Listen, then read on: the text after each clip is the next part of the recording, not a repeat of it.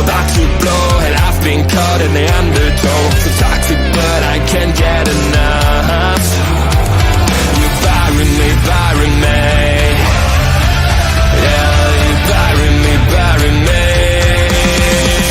You've got me hypnotized. Push me out of myself. You've got me hypnotized. Whoa. I can see, I can hear, going crazy for the luck. It's got me hypnotized. You've got me hypnotized. Can I get you out of my hand again?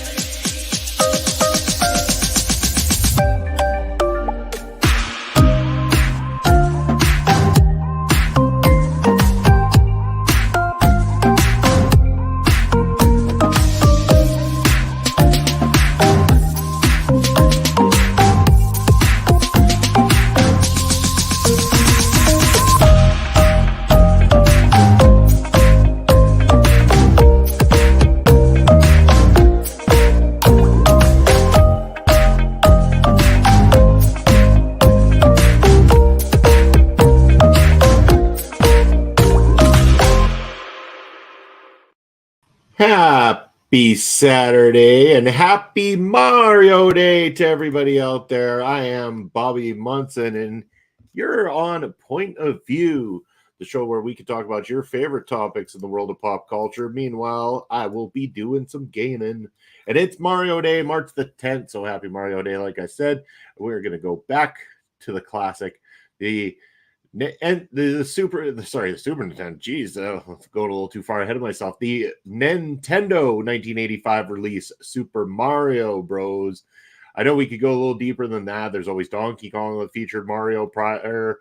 You've got, I do believe that there was actually a Super Mario Bros. Arcade version that was out even prior to this official release in homes back in 1985. But this is the one that I remember. I remember having that Nintendo system as a kid and playing the hell out of this one. Depending on how things go today, I might switch it up and do part 2 and part 3 for a little bit as well, too. We'll see how the day unfolds. Yes, as most of you would know, the clocks have changed for everybody except for us here in Saskatchewan, or as I like to call us, the land that time forgot. So yes, we do not change our clocks here in Saskatchewan. So all we have to do is get adjusted to the difference to what everybody else's times changed to. So again, we now fall 2 hours behind the East Coast, which for myself means that I'm on even earlier in the morning than I normally am here with Point of View. Instead of 10 o'clock my time, it is now 9 in the morning my time. Up early, bright and early. And speaking of good mornings, good morning to Mr. Basser. How are you doing, buddy? Thanks for joining me on this Sunday. How's your weekend been? Are you stoked about we got that wonderful I want to call it a wrestling event. It's kind of a wrestling event. It's not quite PPW, but it'll be fun anyway, and we'll be so, I'm sure, hammered that we won't even care about whether it's a good event or not. And there's some cool people that we like. So, beautiful day out. I was out moving snow in shorts. Yeah, it looks like it's awesome out there. I gotta get my ass off this video gaming eventually and go and enjoy some of the day. Easter Bunny deep down. Yeah, you got it, buddy. It's gonna be a fun time. Can't wait. It's great that it's so close to home too and everything like that. I mean, Warren being a hop, skip, and a jump away, we can go there. We can enjoy ourselves, have some drinks. I'm sure it won't be licensed, but they'll pretend like it is. That's okay. I own a flask for that exact reason. So it shall not be a problem for the team of Bob and Bass.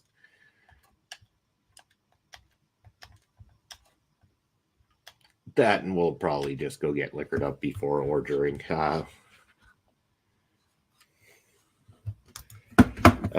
We got the Free Play is saying Happy Mario Day. For some reason, the chat isn't loading on YouTube. I had to let you know I'm lurking while working. Thank you very much. I really do appreciate that.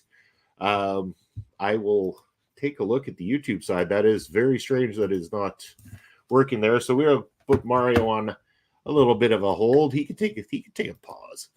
Let's just take a look here over on the YouTube side, see what might be happening there on the chat side of things. That's what we got YouTube Studios for. We can go check this shit out. We can get that cleared up so that people can start chatting and talking away over on YouTube. Let's find out what's going on. And thank you very much to all the latest subscribers. Recently, we've had another little bit of an influx here on the channel and really do appreciate all the love and support there. So let's have a look here. Customization. Live chat is clicked on. Participant modes, anyone is clicked on. I'm really not too sure what's going on there. In fact, I'm just going to send one on behalf of OLE and see how that turns out. I'll type it.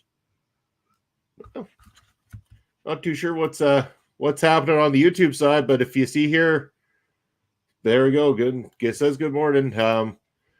Chrome and Brave love to misbehave. And then they think it's my browser. Yeah, okay. I just had to double check, but I appreciate you not only lurking and checking out the show, but also for letting me know that as well too, because if weird things happen, sometimes it's on our end, and we just got to get that cleared up so that everybody can enjoy, everybody can participate in the show. But yeah, the show of pop culture. What's everybody been enjoying as of late? Has anybody seen any of the movies that are up for awards tonight? And is anybody as diehard as me in the sense that you're going to watch the awards? Well, my wife and I watch them every single year. We try to watch as many of the movies that we can that are up for awards as well too. And there is some heavy hitters. There are some good contenders there, at least ones that we really enjoyed. Oh, look at that shit. There's such a glitch in my system there. The Mario disappeared temporarily. Mario did a Houdini thing.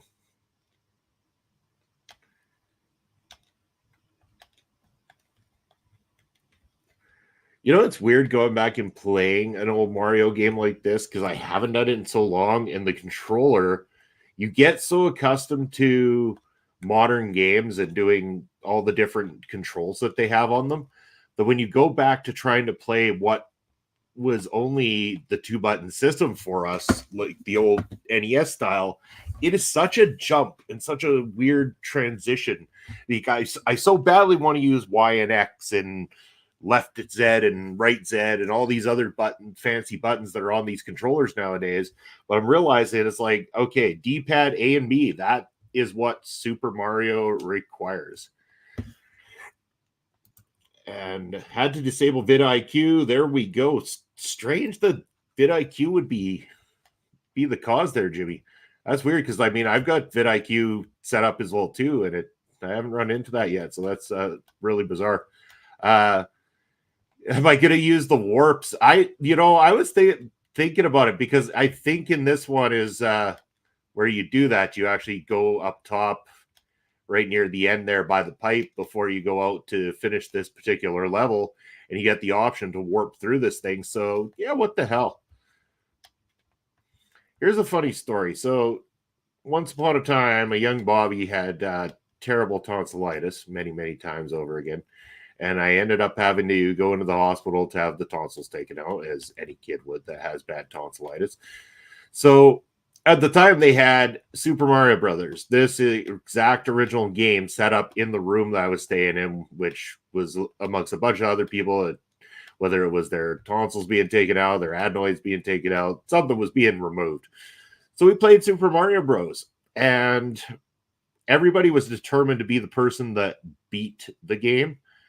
And I sat down my very first day there, one run, Super Mario Bros, and a young Bobby beats the game in one try. It was freaking amazing. Yes, I did use the warps at the time too, just like I'm about to.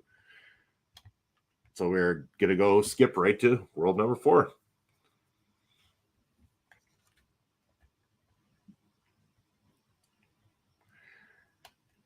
Only problem is like I'm so out of touch with playing these games now that there's just no way I'm going to get as far as I could any other time. Like, look at this. I knew that shit was going to happen. No. See what I mean? I panic. It's old man panic. As a kid, I would have taken that. I would have been smooth as butter, and just not anymore. No. You ain't doing this shit to me today. Not happening. Not happening. Run away. Nope. Just run it. Get the fuck out of there, Mario. Spiky man's after you. Ah, shit. 8-4 was always an issue for me as a kid because without a guide, I'd always take the wrong path in the castle. Yeah, there was tough things to know too, and like we didn't have what we do now with access to the internet, so we couldn't just log on and watch somebody do a walkthrough. Or do you remember the old walkthrough guides like that? Yeah, I mean, that's think what you're alluding to, but the old walkthrough guides, those big Bibles that you would get for various video games back in the day. And you would sit down and have to read them through in full detail of how to do the game and where to go next, kind of thing. It was something else.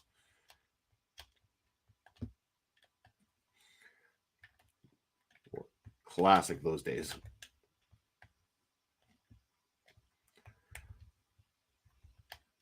Well, see, as you're in the chat right now, Jimmy, I know you didn't make it out to the last wrestling trivia night, but we do have another one coming up this Thursday if you're interested in partaking.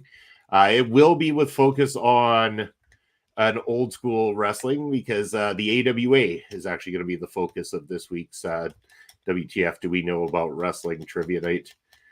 We had a special request from Brian Carter, who, has been there in the chat trying to play along, but a lot of the topics we do, it's not really his forte.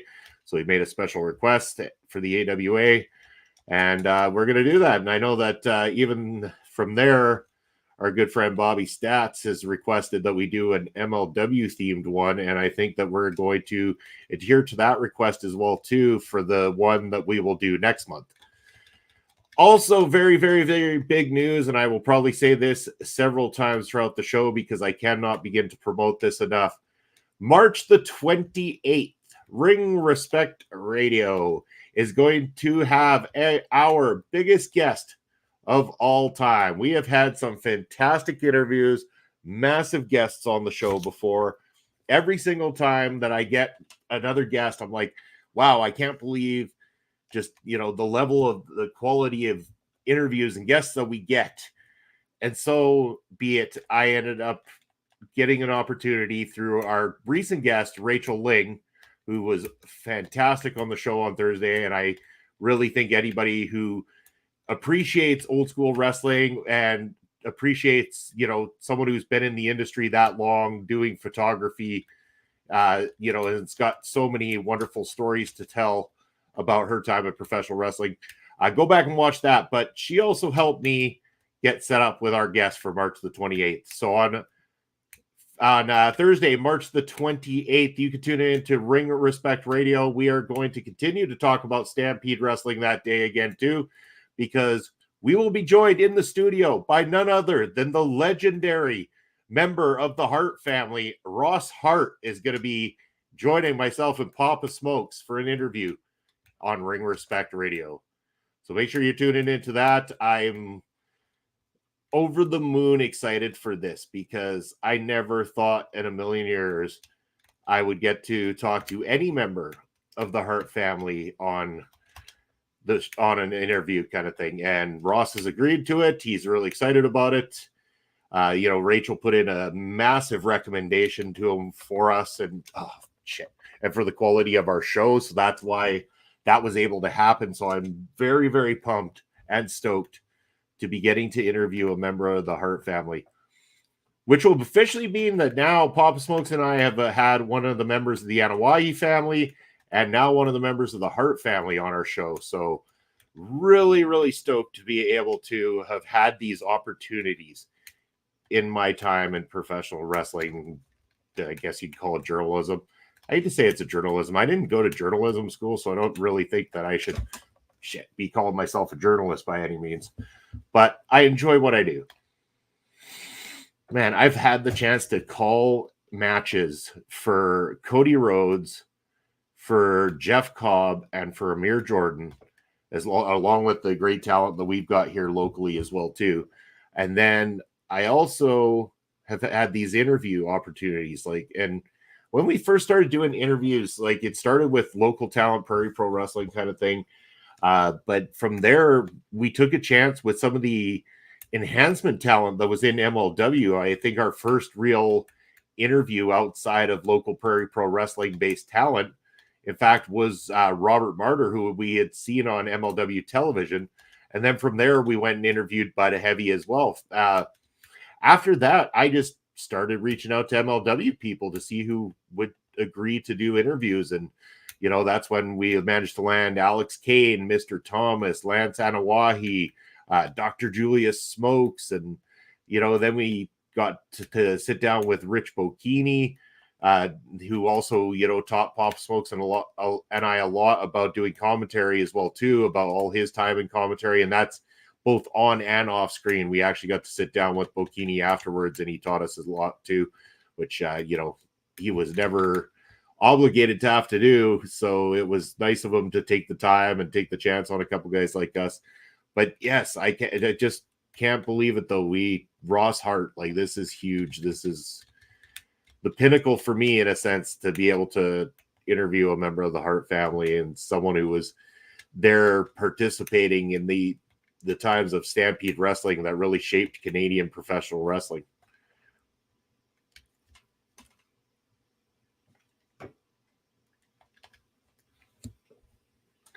Well, I don't think I'm going to be pulling any miracles and beating Super Mario Brothers Part 1 here today, but like I said, because it's Mario Day, I want to make sure to mix it up as much as possible. So we're probably going to jump over and play some of the other Mario games in a little bit as well too.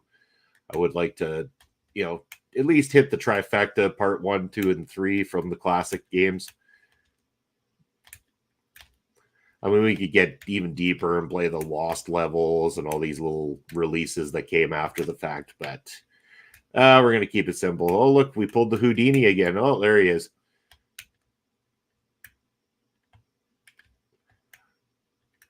And yeah, I'm always worried about whether or not YouTube will prevent us from having some of these games on stream.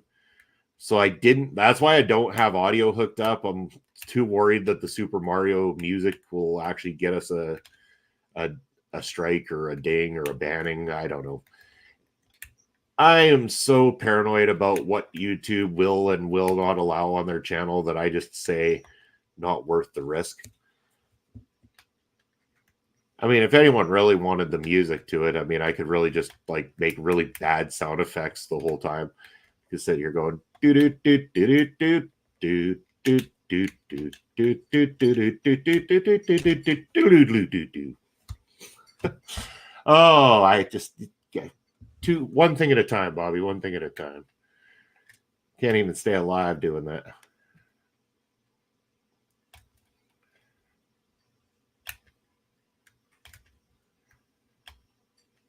Here we go. Here we go.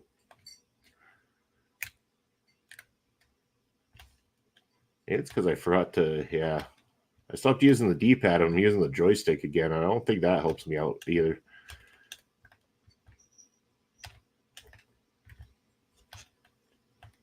Here we go.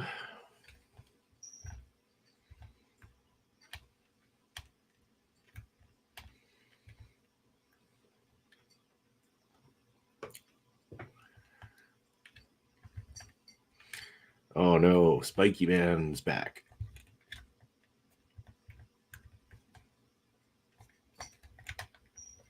Oh.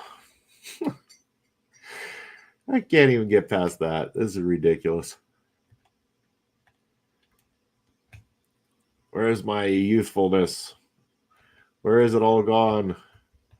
Young me would just be cursing at the screen right now. Like, what are you doing, man? What have you done to yourself? Why can you not pass the World 4 of Super Mario Brothers? You want to know why, kiddo? You want to know why you can't pass it at the age of 41? Because your dexterity and your mobility ain't the same anymore.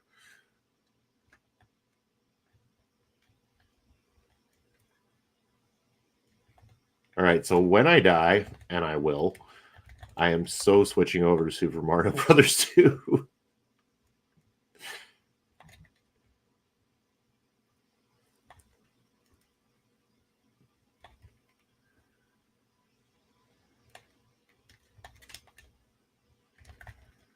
Whoa, shit.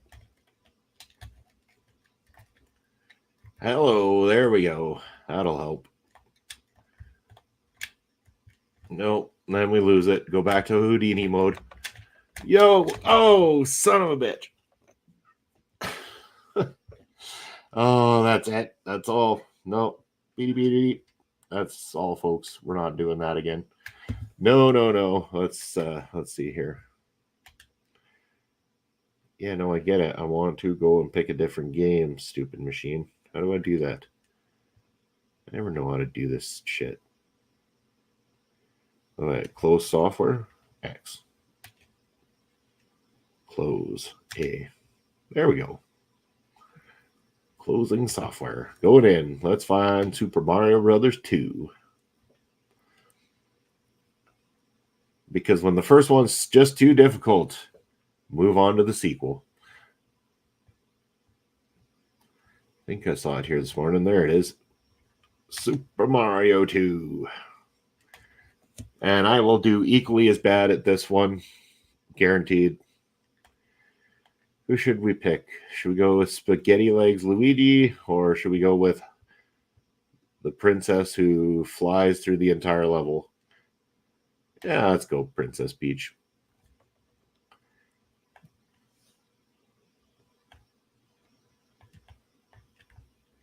If I... All right, so that's that. All right.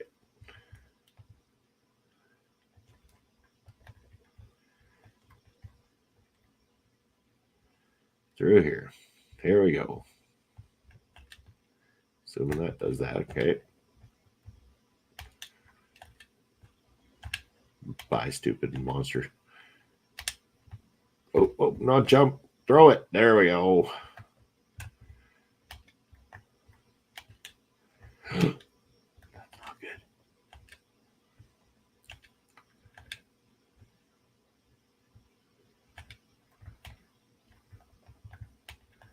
All right, so we want to go up here if I can figure this out.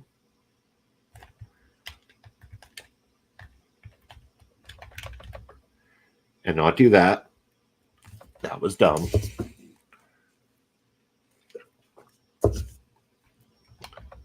It's not my fault. The controls are all weird and shit.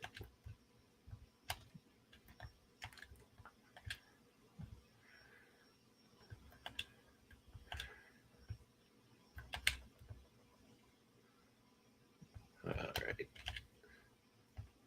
Take that, buddy.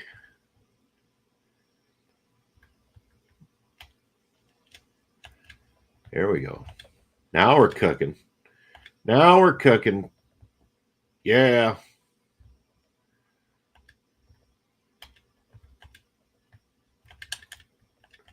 That's what we need.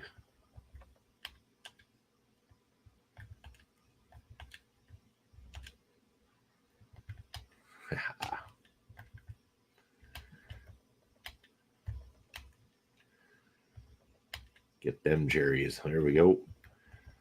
Oh, there we go. We got that boom, boom, pow.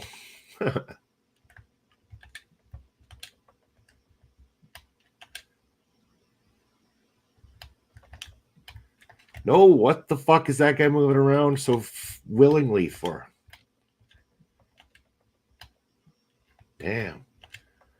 Careful, Bobby. Careful. Taking them out one by one. Done. Here we go. Fly across because you are Princess Peach.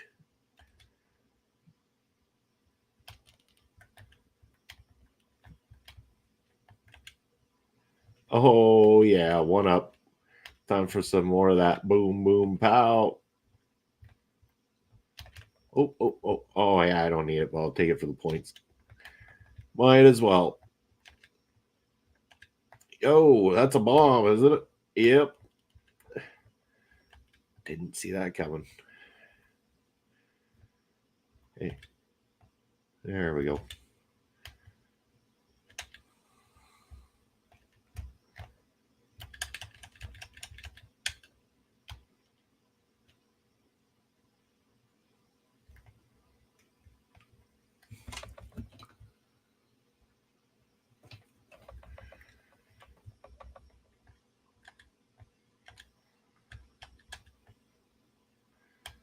Oh yeah, the TikTok clock thing.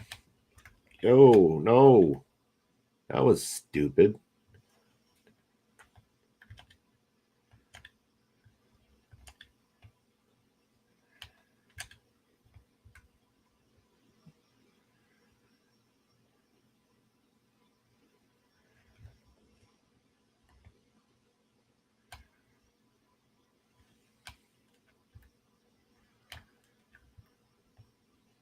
Oh yeah, this super jump.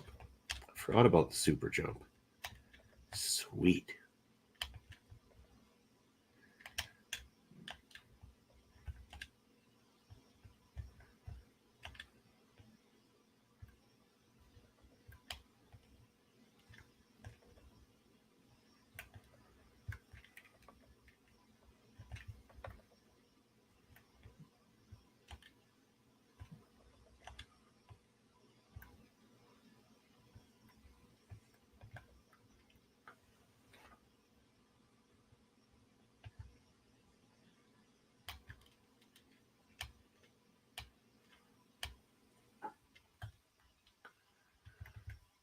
Oh yeah, this thing. Of course, it gets the hit on you. You gotta time this. Here we go. Yeah.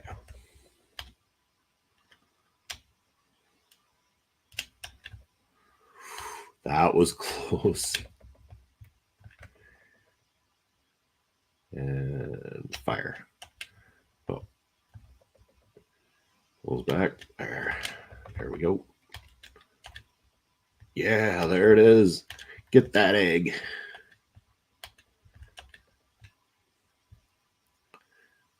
And into the falcon's mouth.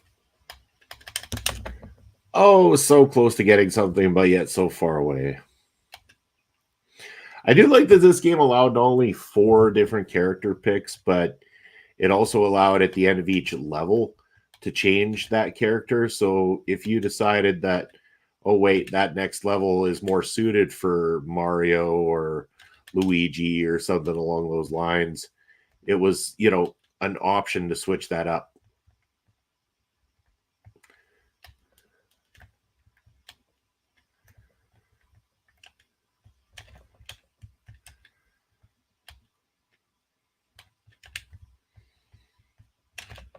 Oh, shoot. Rats.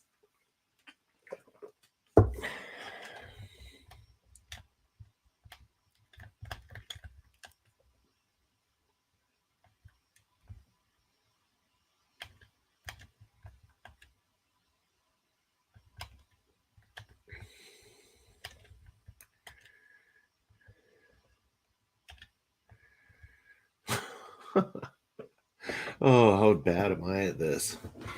All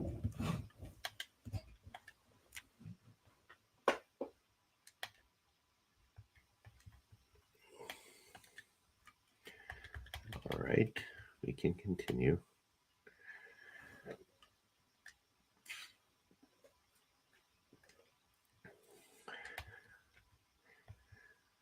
I just thought now that we switched it to Super Mario Part 2, we should probably change the stream info here on Twitch side thing. Maybe some people are specifically looking for Super Mario 2, and we should let them know that that's what we're playing now. So just give me one quick moment here. Gonna switch that on over.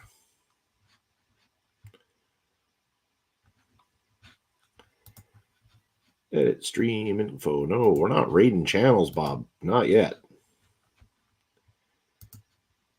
And Super Mario Bros. The sequel. And over here on my personal channel, in case anyone's watching over there at bro_ Bobby Munson, we are also going to switch Super Mario Bros. Hold on here. Helps if I type Mario.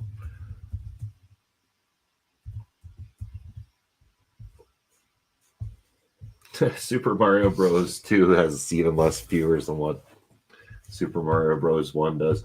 Guess nobody's that interested in old school video games as some of us older people are.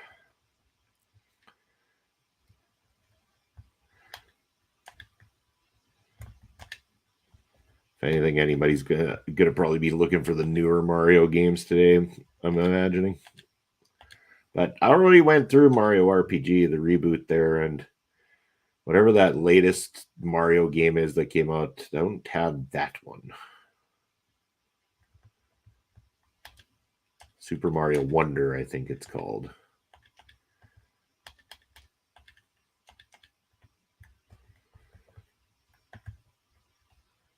So I will not make you wonder if I'm going to play that one because I don't have it.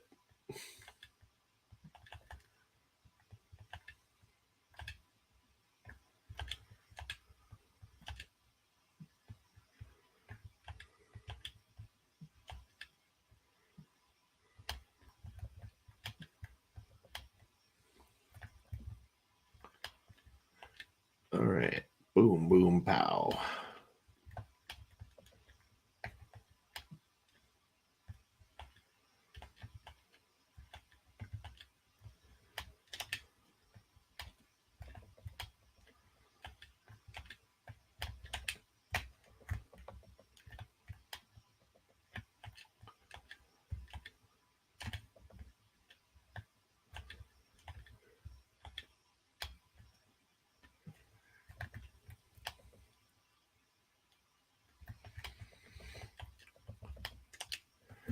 Well, you know what? I just remembered it.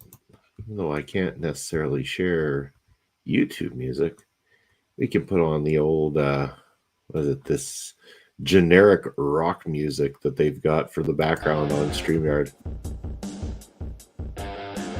Yeah, there we go. This won't become annoying after about 10 minutes of it.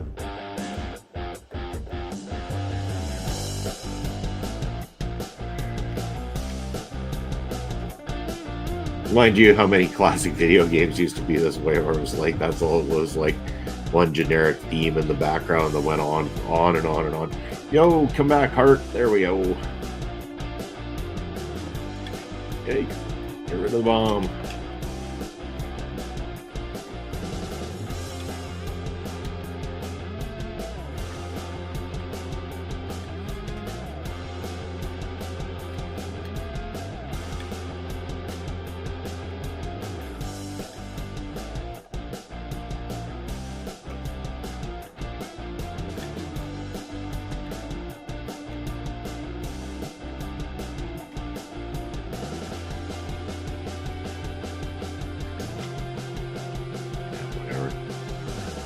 I'm already full of heart.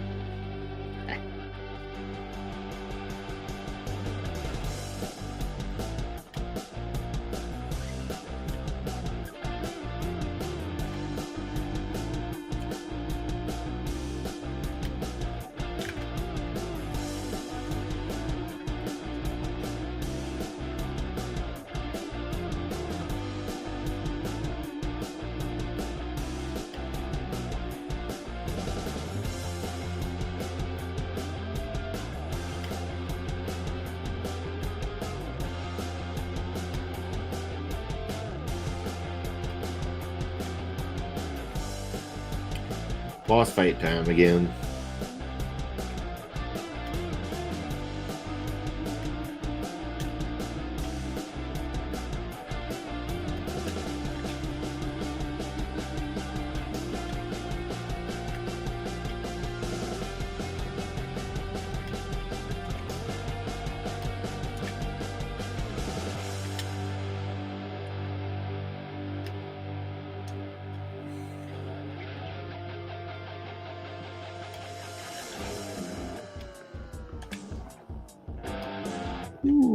with precision and style. Hey, why am I stuck?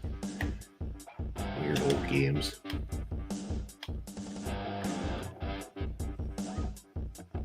Open your mouth, Falcon Man. Oh, still a whole lot of nothing. What a shame.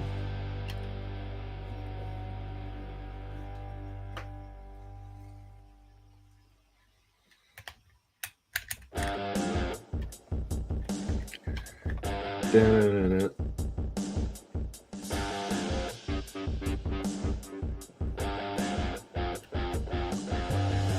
Ah! Oh, that sucked.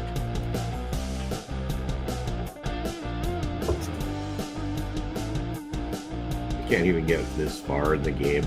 This is sad. I'm a bad Mario player.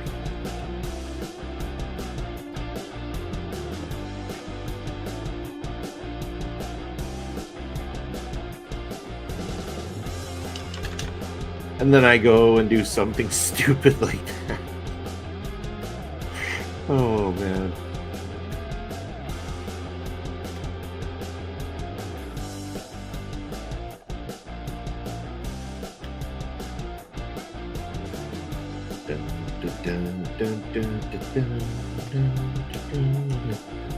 Oh, man. Can I just jump on this thing? Oh, this is going to become comical. Why don't we just clip this entire episode? How Not to Play Video Games, starring Bobby Munson.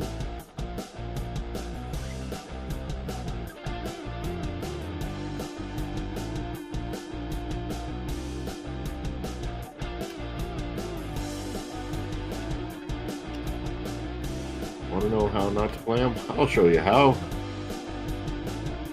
Remember those books they used to be able to get? Don't do what Johnny Don't does. Yeah. Don't play video games like Bobby Munson does.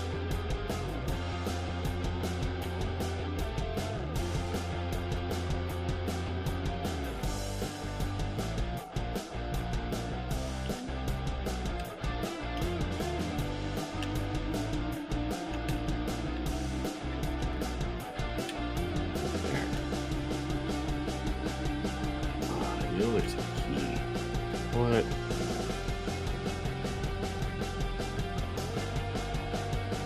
That's it. You gotta go through here and avoid the little face man.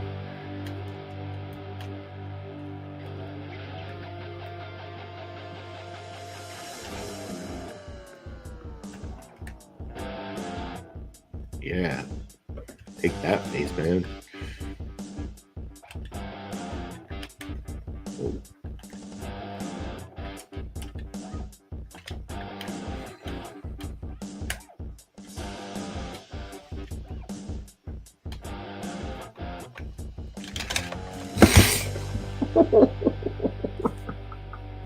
That was so terrible.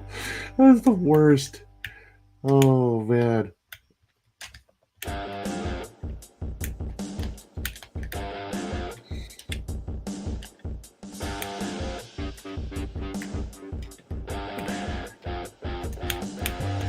Oh, and then I allow him to come back like that. Jesus.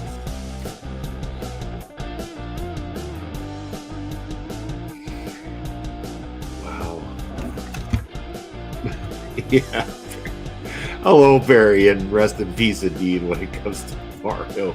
I am such garbage at this, or as they say, rubbish at this. I cannot play games like I used to, especially these old games. Like, how did I ever get through this as a kid? How's your weekend going so far, Barry? What have you been up to?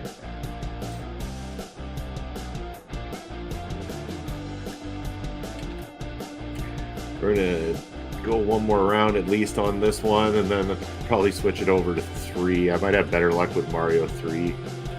Hopefully.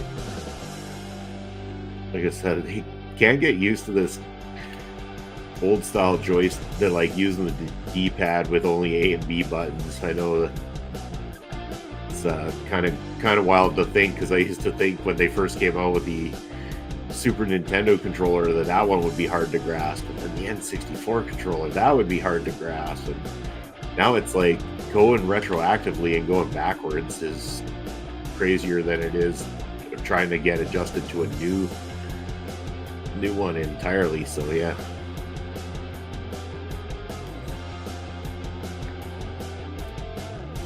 Oh, that guy's gonna come down for a little walk. Yep, there he goes. Oh, walk off the edge. Oh, now his buddy's gonna come join.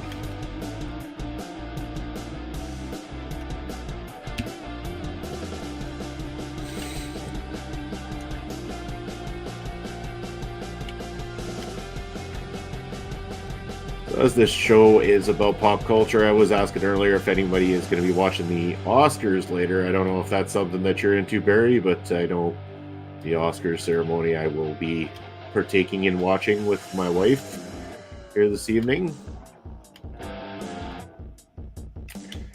Barry saying, not doing much. Got a bit of a cold. Some snotty little kid ran into me in a shop on Friday, and I blame the parents. Always blame the parents. We got Michael Selden joining in. Hello, Michael. How are you doing? I don't believe I've seen your name in the chat here before, but thank you for joining in. How did you find us? How did you hear about us? And thank you for joining, and happy Mario Day to you.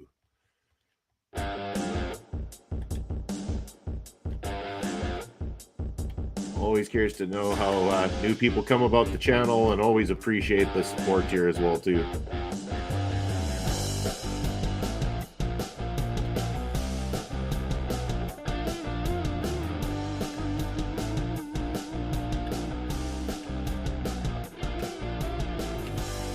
Oh, nice. Froze time. Froze time.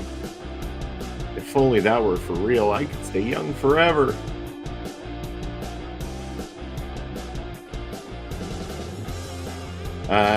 Barry saying, no, it's bad enough staying up for wrestling. Won't be watching the Oscars. We'll be watching them. Like I was saying earlier too, like we try to watch as many of the movies that are up for awards and get our opinions on them. There is some really strong contenders this year. There's been some brilliant films made. So looking forward to it. You could say I'm a bit of a cinephile, and no, that is not something disgusting. A cinephile is somebody who has a love for movies. Heads out of the gutter, people.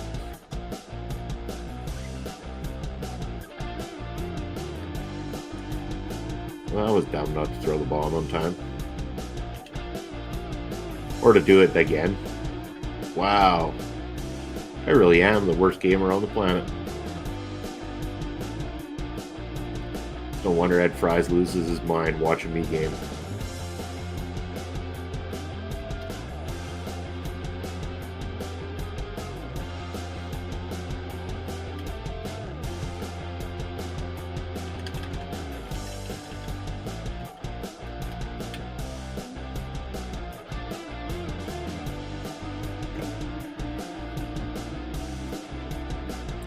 So I'm pretty certain that, considering how the other award ceremonies have been going, that we're going to be seeing Oppenheimer clean up and win tonight.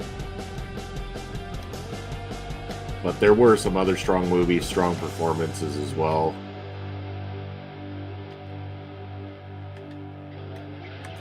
One of the more recent ones we watched was the Leftovers with Paul Giamatti.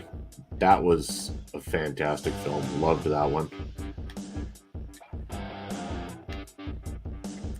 But two of the strongest movies from this season that are up there, obviously, Killers of the Flower Moon, the Martin Scorsese directed film that's up there, is, you know, a top contender.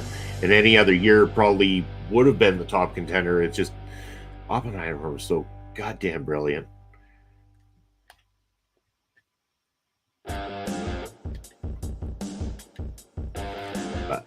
A lot of people probably haven't seen Oppenheimer, or for that matter, Killers of the Flower Moon, because it's an investment in time for either one of them. I think Killers of the Flower Moon's in just over 3 hours, and Oppenheimer's about 3.5.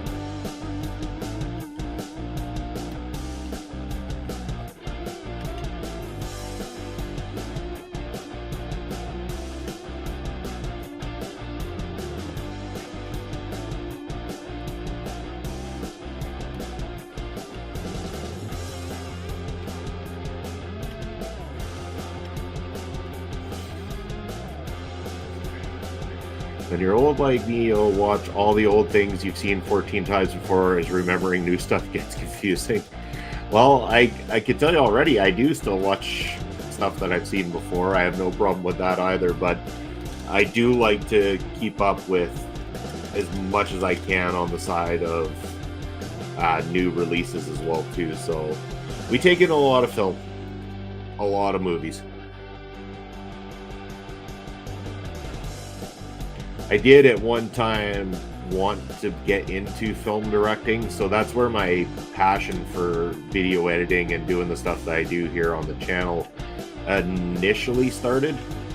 I always had those dreams that I was gonna go take off and be this major director and all this kind of stuff, and you know, didn't pan out quite that way, but I'm loving what I do still and love hanging out here with you guys on the shows.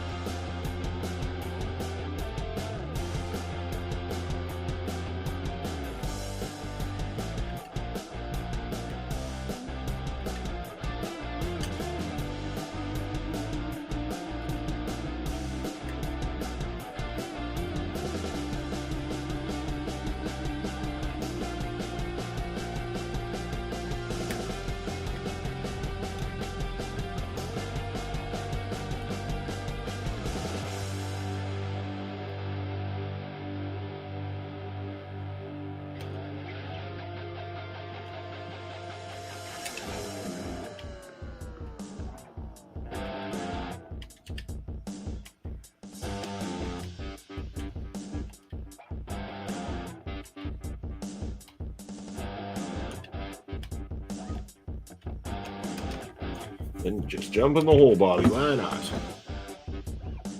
Does it truly matter, right?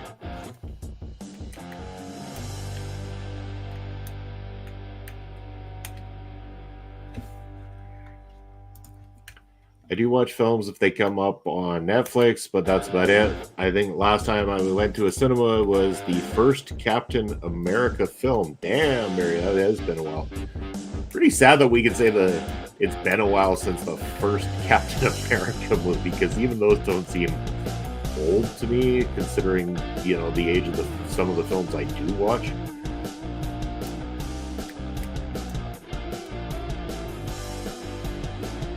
Then again, I mean, I watched some pretty damn old movies, like ones from even before my time, for that matter. So,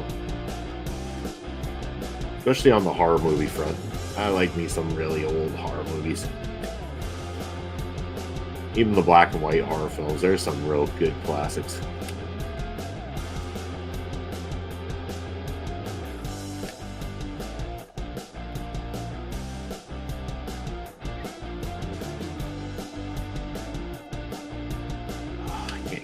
Get to there because I didn't blow up the walls. I knew there was some something to that one. I think I recall as a kid, you gotta do something there like this. Oh, that didn't help. Oh, shit.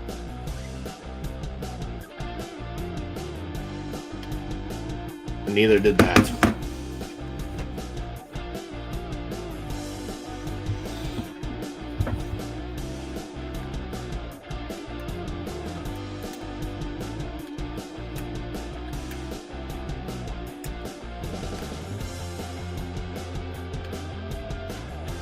That dude just survive a bomb explosion?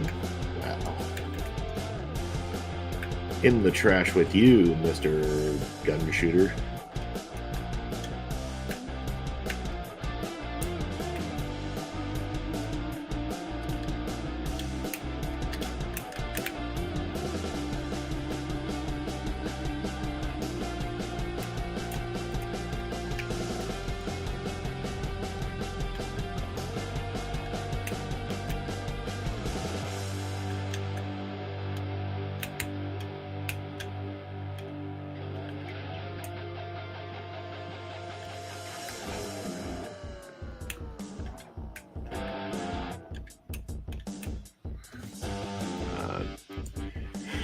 Shocked me the other day when I realized that next year we're a quarter of the way through the century. Damn, Barry, I didn't even think of that. Wow. You're right. That's wild, man. When did that happen all of a sudden?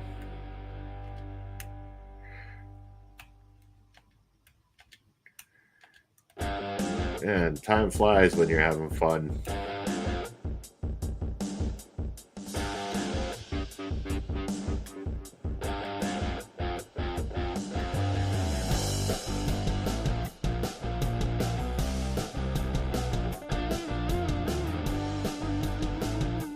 So one of the things I wanted to start doing on Point of View, I'm going to admittedly say I'm, aside from being a cinephile and loving the hell out of movies, I'm also a bit of a reality show junkie. So I was going to start seeing if I should start giving my opinions on some of the latest reality TV that I've watched. Tough to say if that segment will actually do well or not around here, but just one thing I do want to get off my chest though is because I do watch Big Brother religiously, especially the ones from North America, but I have seen the UK and Australia ones as well too. We just kicked off Big Brother Canada season 12 the other day, and I have a beef with the talent scouting and the casting and everything of the sort, because we call this Big Brother Canada, yet there was only 2 people selected from Western Canada. Not a single one of them from Saskatchewan, and not one of them from Alberta, which I think is the first time that it's happened that we haven't had somebody at least from Alberta on the show. But Saskatchewan, 12 seasons, and we've had 3 people. 3. That's it. 3 people. I mean, they're welcome to call me up. I'd go in there and stir some shit up. I don't mind. But yeah, I'm a little disappointed. Don't call yourself Big Brother Canada if you're going to just cast people from the East. I mean, Jesus Christ.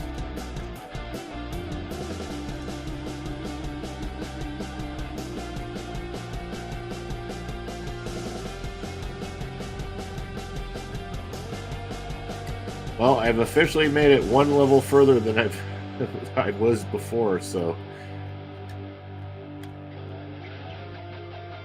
guess we can keep this Mario 2 train rolling for a little bit longer.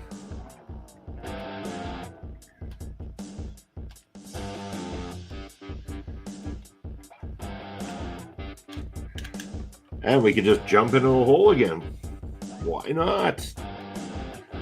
Why not look like an idiot playing the game? It's like a prerequisite.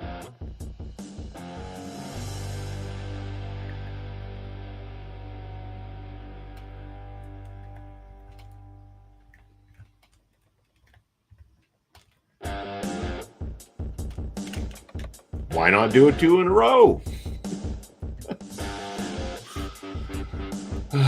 Third time's a charm.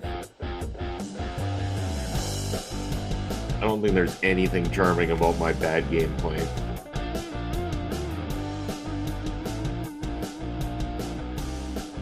Yo, Bobby Stats, good morning. How are you doing today? Thank you for joining in. Did you remember to change your clock today, my friend? I know I didn't change mine, but that's just a Saskatchewan thing. You know, time forgot us here in good old Saskatchewan. Barry saying I am an occasional reality TV watcher. I always watch I'm a Celebrity, Get Me Out of Here.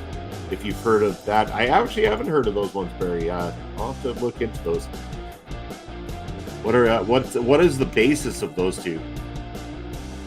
I tend to lean on ones where there's competition in them, like where not so much the aspect of like, you know, stirring up the pot and that kind of stuff. I really like when there's actual competitiveness in the game itself, but not that I don't ever watch some of the other ones that don't have that, because I'd be lying if I didn't admit that, you know, we watch things such as Love is Blind or Married at First Sight as well too, because that's what the wife and I like watching.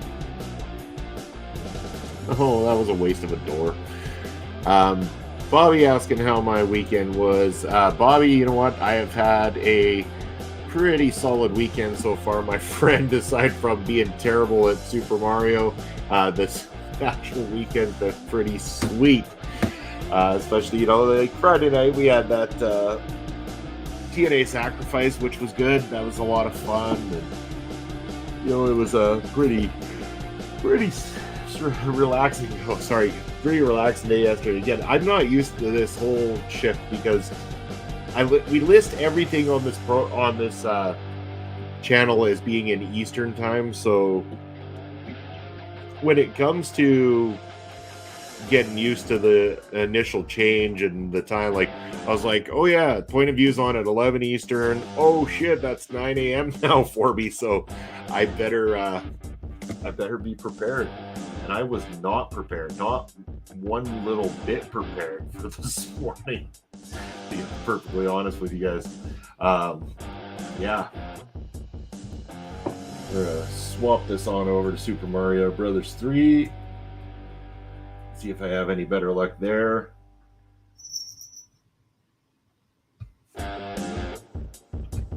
Just changing the Twitch stream info here quickly. I'll get to your comments here momentarily.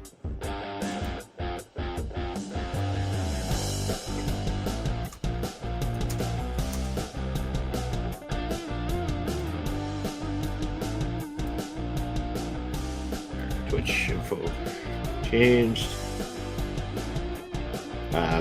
Barry saying that's one show, long title. It's 10 celebrities living in the Australian jungle, though a bit more TV set than jungle. Then it's basically Big Brother with added bugs and rats.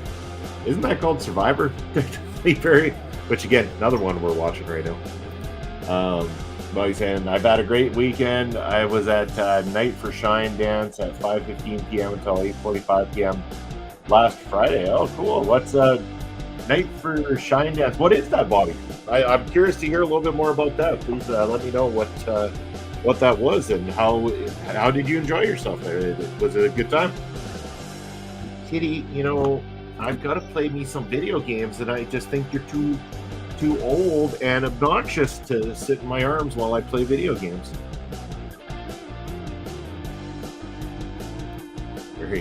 Might be the same show, different title.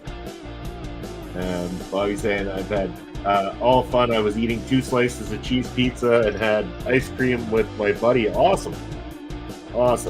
Can't go wrong with a little piece of pizza and ice cream.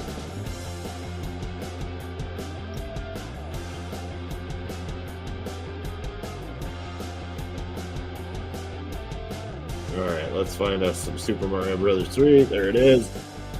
Looking on in. Do it up. And I remember when this one came out and we played this forever too. I think, honestly, the first and the third one are the ones we played a little bit more frequently. Kitty, if you're going to sit up here, you got to stay still. Seriously. I know you're old and obnoxious, just like me, but I'm playing video games. Have some respect. They're playing music too. Awesome, Bobby.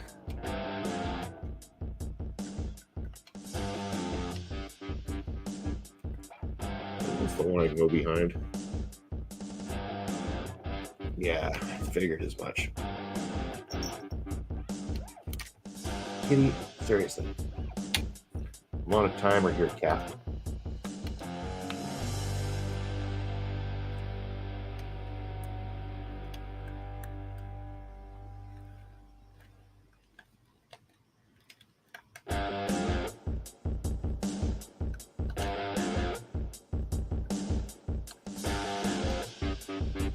Hey.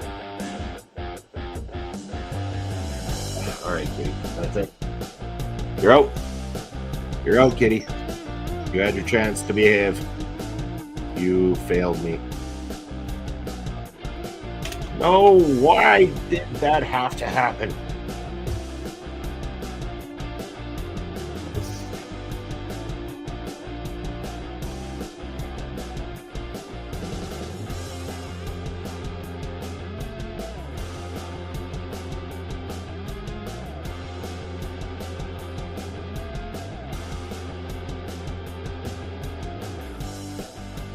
I'm saying, when I was walking in the place, people were taking your picture. Sweet, dude. The famous Bobby Stats is getting harassed by the paparazzi when he went to the show. I love it, Bobby. That's awesome. Really cool.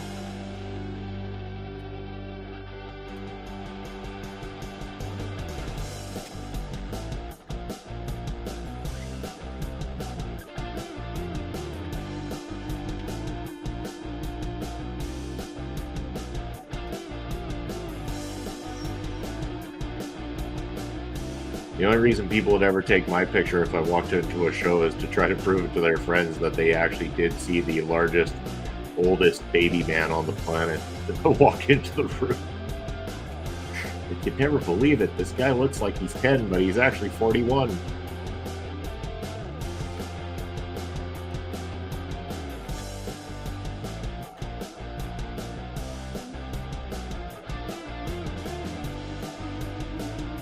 I was hoping for someone to ask for an autograph. I would have asked for your autograph, Bobby.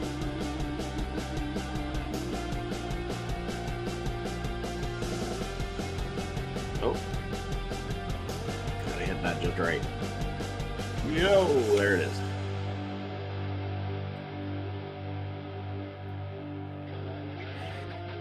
Alright, well, I beat one level on Super Mario Brothers 3 here.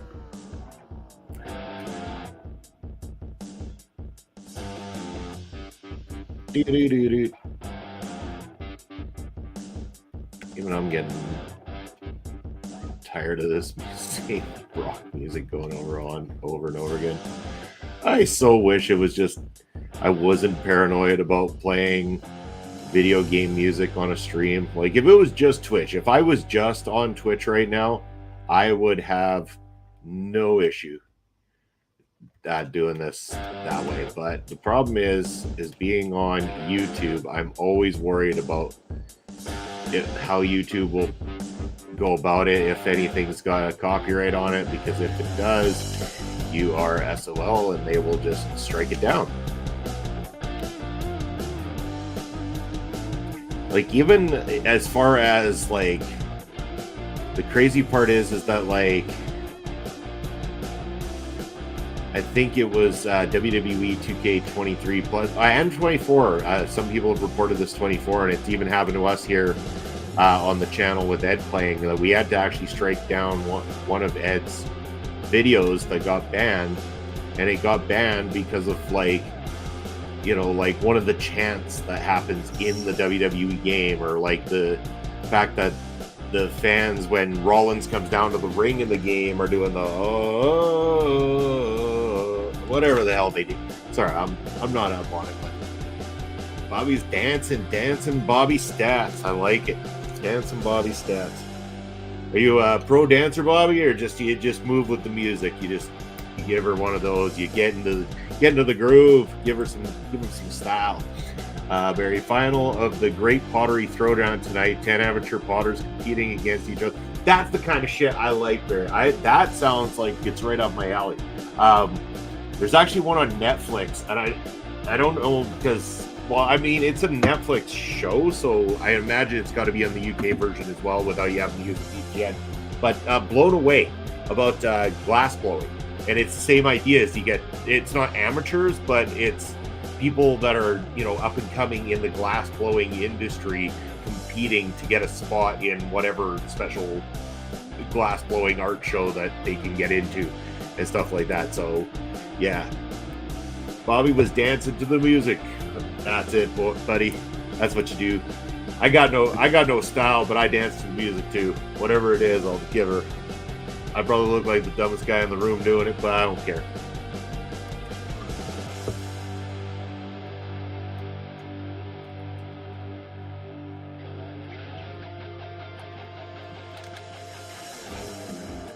Oh, that boomerang sticks around.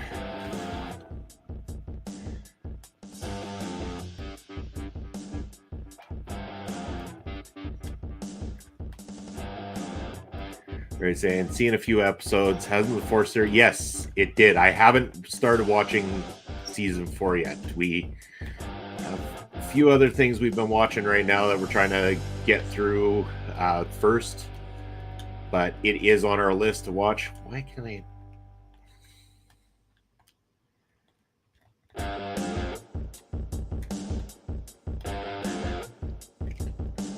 All right, I need a turtle shell, and I need not to die.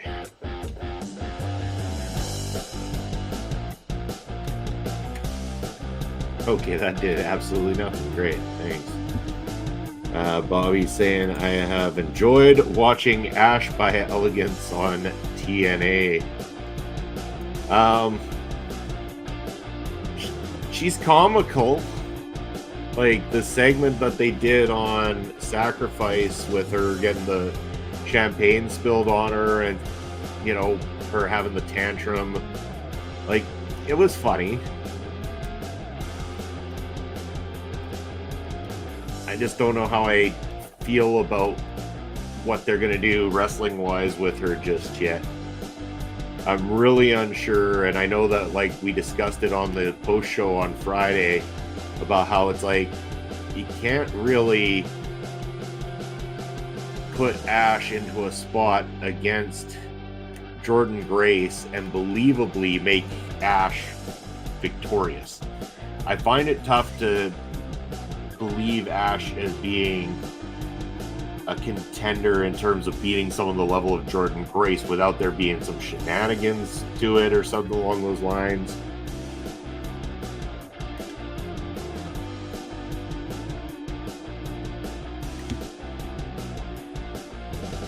Yo, got that perfect. Oh, Bobby, she is 2-0 so far in the ring. She has been wrestling against indie wrestlers that are drunk.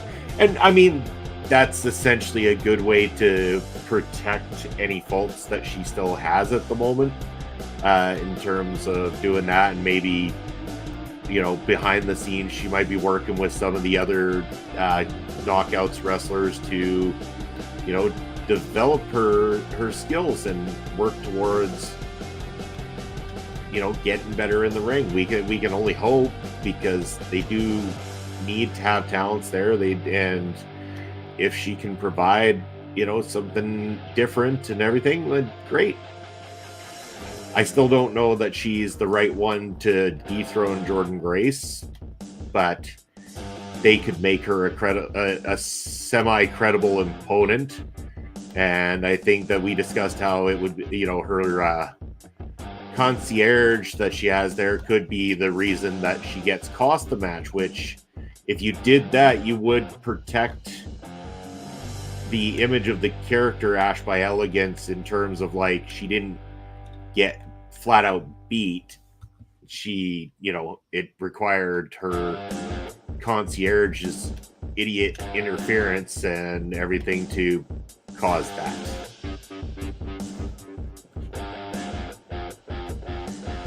Bobby saying she wrestled someone from Canada on the tapings last night. Oh shit. Interesting. I'm kind of curious who that would be then.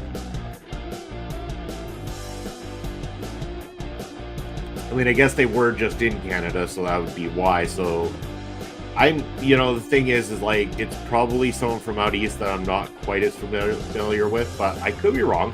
I do know some of the talent from out east of our country here. It would really depend on who it was. If nothing else, I probably maybe heard the name before.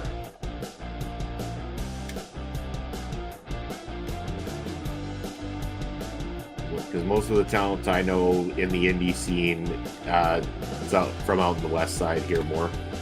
But one company that comes through that my buddy Basser and I like to go watch, because it's the only time I can watch wrestling because I'm usually working. Because I watch PPW as a worker holding a camera. But we go and watch this one company when they come into town, and when we do, they usually have a variety of talent from across the country. So that's where we do see and hear from some of the talent that's out east. I have no idea how they afford to do that, because it's not cheap to get wrestlers around our country at all. Flights, you know, it's stupid. Let me give you an example. So to take a flight from my area to the east side of Canada, like a Toronto, Montreal, something along those lines, it costs about as much as it would to take a flight from here to Paris. Yeah, I could pretty much fly to Paris, France for the same price as I could fly to the east side of my own country. Try to make that make sense. Too many moving parts on this round. Technically don't even have to beat level 4. Let's go right to the castle.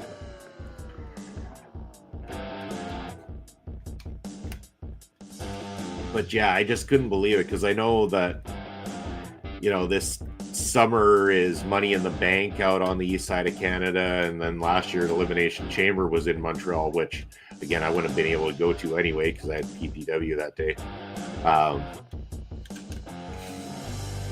Yeah, it's ridiculous the amount that it would cost for us to fly out to the east side of the country to go to a wrestling show. We'd be able to go and fly to Europe for the same kind of price. And I'm like, I'm going to spend that already. It made more sense to wait and go to a big show out in the UK sometime.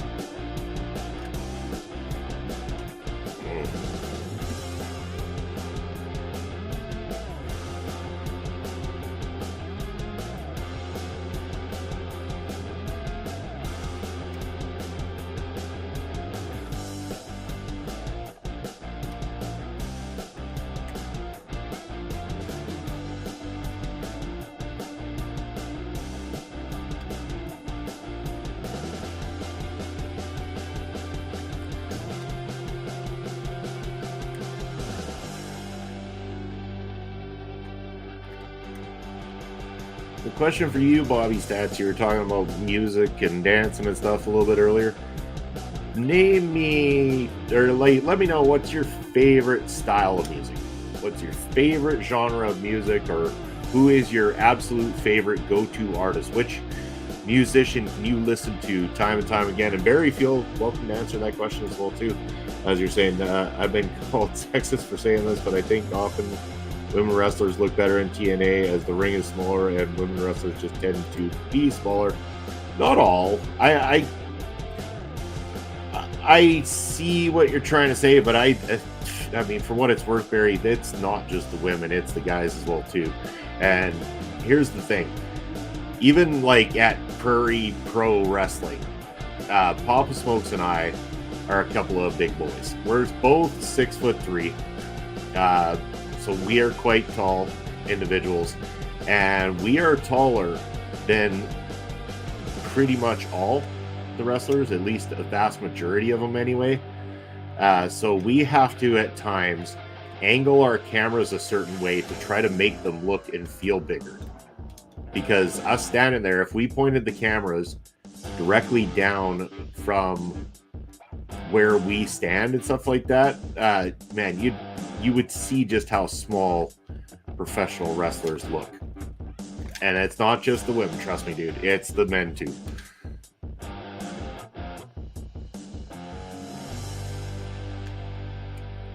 Not like it used to be where, you know, a small wrestler was 6'3". You know, that used to be the case once upon a time, and nowadays it's like, you know, 6'3", and you're looking at being one of the big boys in wrestling nowadays.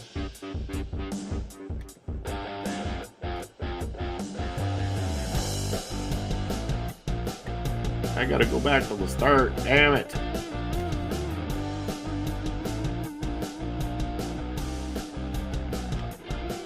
This is atrocious.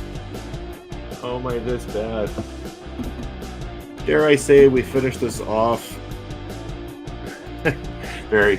Bobby, you're 6'3". Always pictured you as 5'6". Far from it, my man. I have always been a tall guy. I hit a growth spurt at a very young age. I used to actually have growing pains, literally, as a young child. So it always felt like my knees were separating from the rest of my body, and it was painful, extremely painful. And then I would always be the kid, you know, when you get the class photos done back in the day, I was always the kid that stood in the back because I was the tall kid. And yeah, it's always been that way. And then everyone assumes you're tall, so oh, you should play basketball, you'd be a good basketball player because you're tall. Well, I wasn't a basketball guy, so no, just because I'm tall doesn't mean I'm good at basketball. I play footy. I'm a soccer player, a football player, like not football, American football, but football, like soccer football.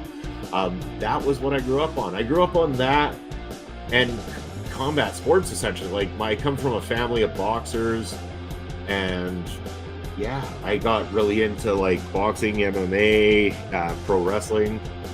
So that was really my forte more than anything. So basketball just didn't cut it for me. But yes, 6'3" is no word of a lie there, Barry. I am 6'3". I used to be about 350, 360 pounds. That came down. I'm under the 300-pound mark now, but I could essentially afford to lose some more and probably should.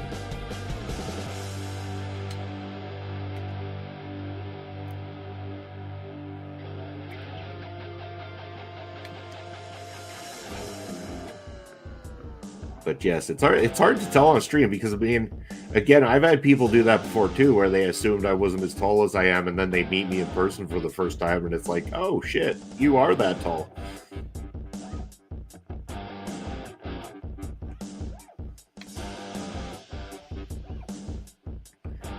Oh yeah, I forgot that in this version you pretty much can't do any wrong. This is weird. It doesn't let you actually play like Mario World, like without everything already being beaten. Okay.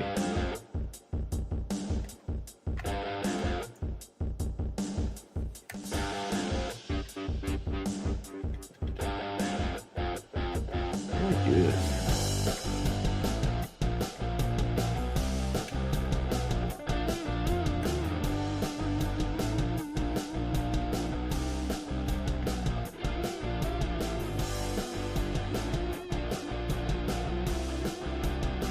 Yeah.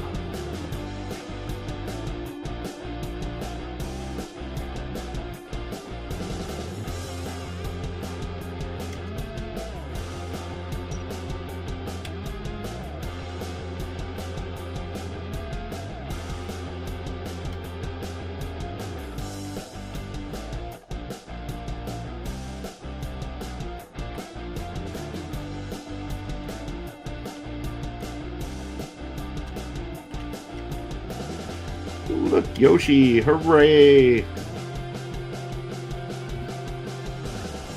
Barry saying, I was tallest in my class, had the issue of people assuming I'd be better at stuff, but I had skeletal issues. I'm bone idle.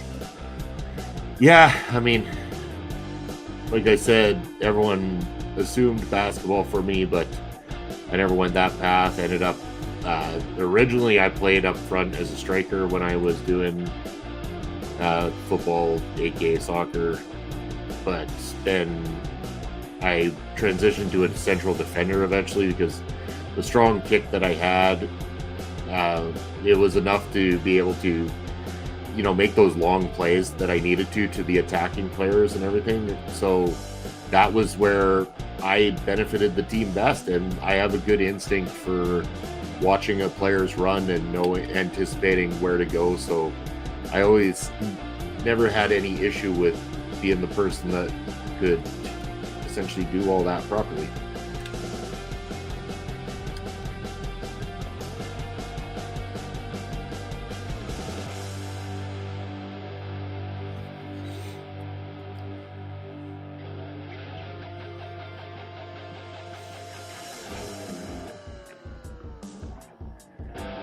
Well, that was fun. Not. I wish I was just playing these without the ease of like knowing that I've got 99 lives and all the levels are beat, so they've got all the secrets unveiled already. So like all the switches have been hit in here already, so you don't have to Like, there's no threat here. Like, normally that would just be a lump of coins there, and I would have to do that jump properly, but... And yet, holy shit, I would have died right there if that was not the case. Played cricket, lots of standing, still involved, fine by me. I've never actually played cricket. I know cricket, at least I've watched it. It's not really a thing here at all in Canada. I am more aware of it over the fact that, of course, my family being from England, so I'm very well adversed in knowing, other sports from out that way. But it was never really my thing. I'm more of a kick the ball kind of guy.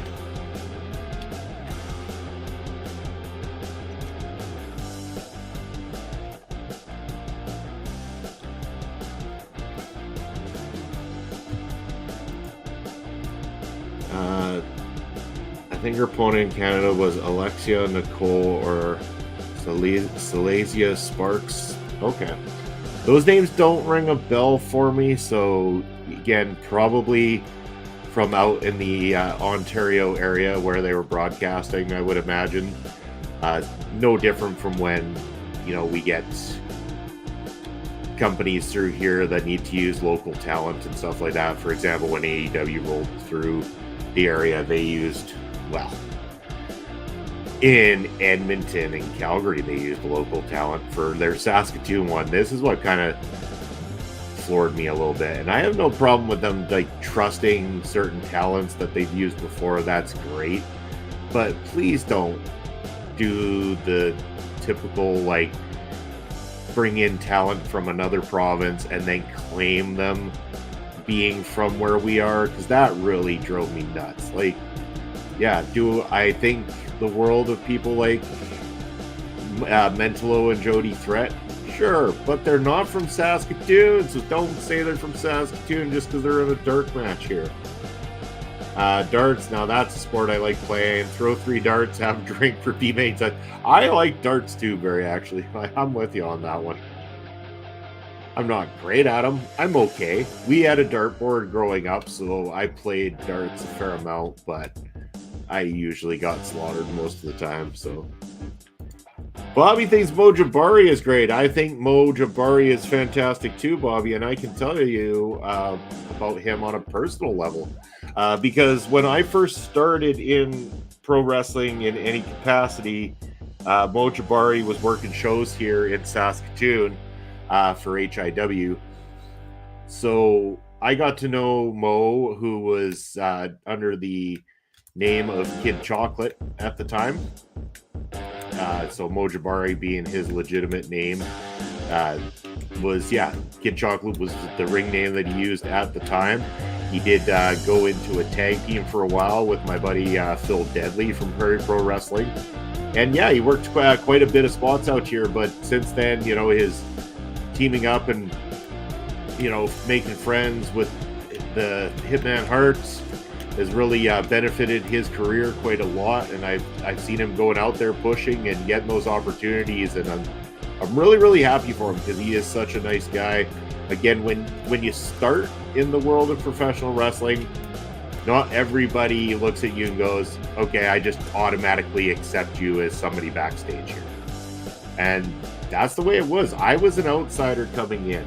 So not everybody was eager to be like, hey, buddy, hey, let's high five and we're on the same page here. It took a lot of years of me doing what I do before I, got those accolades from some of the workers. But with Mo, it was a different story. Right from the get-go, Mo was willing to sit down, and there was a few. Mo's not the only one, but I can specifically say that Mo, being the type of person he was really quick to be okay with chatting with me, asking me my opinions on his matches and stuff like that, and just being an overall good dude. So, and again, I'm not saying the ones that didn't adhere to talking to me right away aren't good people. They are. They just, it's a different way for them, is the only way I can put that properly.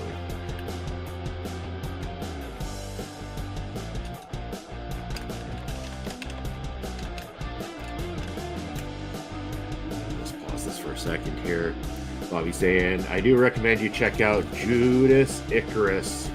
Wrestles at LPW and other companies. I think I know who Judas is, especially if it's LPW. I'm not up on all the names, but I do pay attention to what's going on in LPW there still. And I know a lot of people that I work with work at LPW. As you'll have seen if you've checked out PPW as well, we share a lot of the same roster between Prairie Pro and Love Pro Wrestling. So, yeah, Travis Williams isn't one that has worked Prairie Pro, but I do know his work. I have watched his matches in Love Pro Wrestling and some of the other companies that he's worked for as well, too. Talented individual. Actually, I think from the BC area, so a couple provinces over from us here in Saskatchewan. We tend, like, our talents we draw here in Saskatchewan typically tend to be more on the side of coming out of Alberta and from our own province, just because Alberta only one province over, tends to go that way. But as far as BC, it's like, unless we were able to get an entire car of people coming from BC, it wouldn't really make it worth the investment, as much as those talents are great.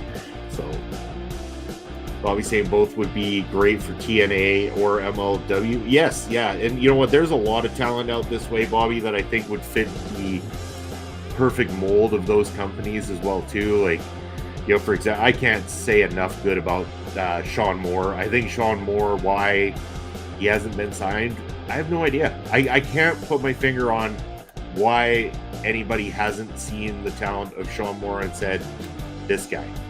And he's been doing it for a long time already, and he's still young because he started at a very early age. So he's been able to hone his craft over a period of time.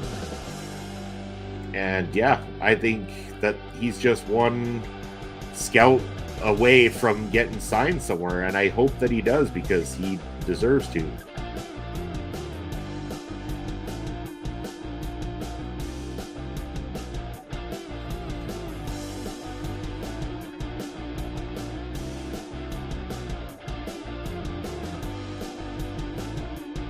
How am I even doing this? I don't even need these things here. GG Ray and Abel Wallace are excellent talents, Bobby. 100% agree, and I think that they would be great for TNA or MLW. Sadly, again, a couple talents that I'd like to see in Prairie Pro, but we just, again, based on logistics, it's again, like I go back to it, the travel here is expensive, stupid expensive, and it makes it really difficult to get wrestlers from other provinces in to do spots and stuff like that. Like, imagine this here, Bobby, like the Bollywood boys have reached out to us at Prairie Pro Wrestling, and as much as we'd like to have the Bollywood boys on a show, unless they're coming on a tour that happens to run through Saskatchewan at the same time that we have a scheduled booking, we can't, as a smaller company, really go out of our way just to bring the Bollywood boys in from BC, even though they're only 2 provinces over.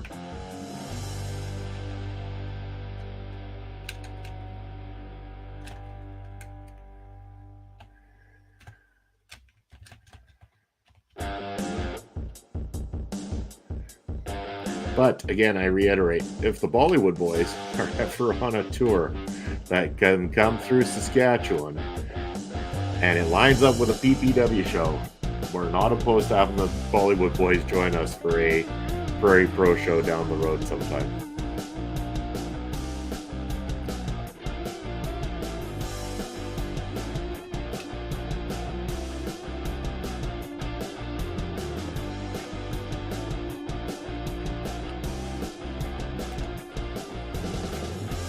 Oh, that was stupid.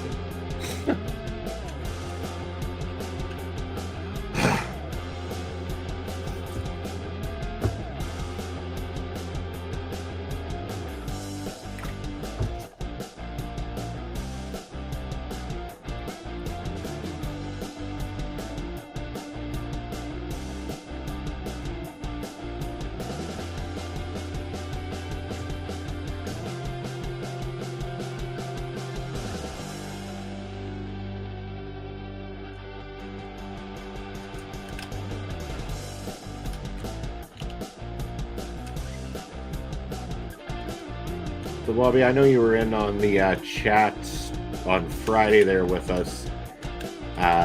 Just wondering if you recall me mentioning about the special guest we've got on Ring Respect Radio on March the 28th. We've got the legendary Ross Hart joining us on Ring Respect Radio. That is going to be a great show coming up very, very soon. I mean, at the end of the month, but soon enough anyway, so it's going to be great.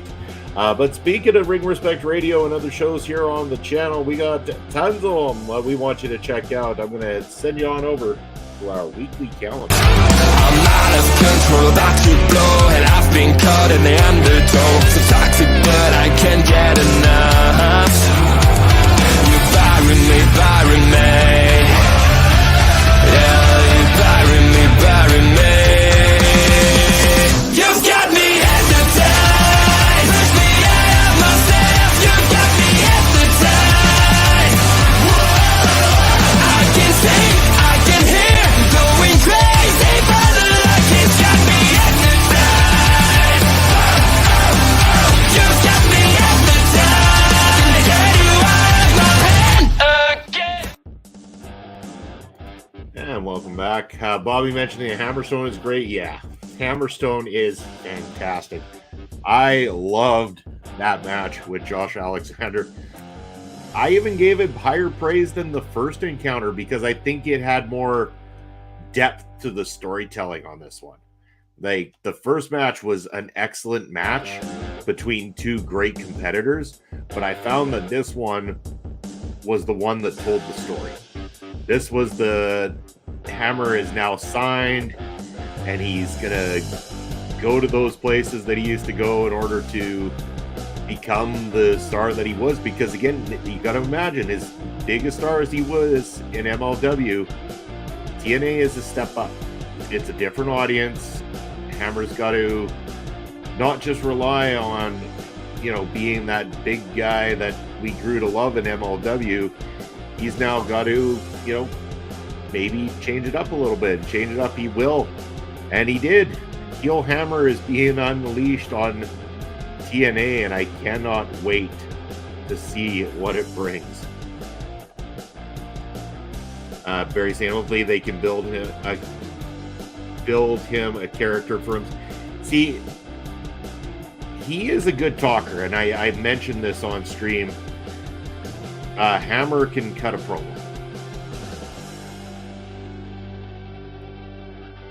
And yes, sorry, just trying to figure this out here. Hammer can cut a promo, and in doing so, Hammer will inevitably give you a character that will build. Heel Hammer he's gonna be that unstoppable monster, and I think that is the direction it's gonna go. The guy who's a little bit sly, doesn't mind cutting some corners in order to get to the top. You saw it in that matchup. Like, he, at first it looked as though it was supposed to be an accident with the referee getting hit, but Hammer clearly looks like he might have done it on purpose, and that sly little smirk on his face, like, nope, now it's my time to shine. And he went all the way to the giving the big old kick in the Manscaped midsection of Mr. Josh Alexander in that matchup. So, yeah, I think the build is on the way. I hope that they do it right. And again, that is what ended up getting the MLW audience to turn Hammer into a babyface, is that just the persistence and the character that built in that heel persona, and inevitably during shutdown times, the Bud Light 19 times, the fans started seeing how hard Hammer was working, how much he was putting into it. I mean, dude is a legitimate bodybuilder too. Like, he's not just bodybuilding for the sake of wrestling. He actually competes in bodybuilding competitions. And he always seems like such a relaxed, everyday kind of guy sometimes. Like, he has his guitar, he plays his guitar, and he's even said in interviews, like, he's happy as long as, he can do what he loves, get a little bit of money to keep a roof over his head, food on the table, and, occasionally be able to buy his guitars. So I think, that's the smart move, going to TNA and continuing to build on that career already. Bobby saying Stephanie Vaquer wrestled for New Japan Pro Wrestling Strong Women's Championship today. How did that turn out? Who was she wrestling against, Bobby?